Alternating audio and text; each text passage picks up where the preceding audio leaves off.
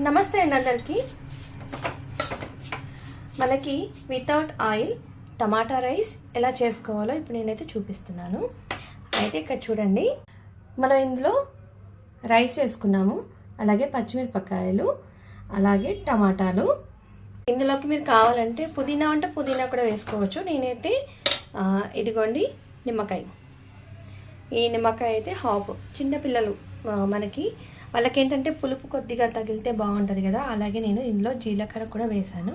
అన్నీ వేయకముందు వీడియో తీయాలనుకున్నాను, కాకపోతే టైం లేదని చెప్పేసి నేను చేసేస్తున్నాను అనమాట.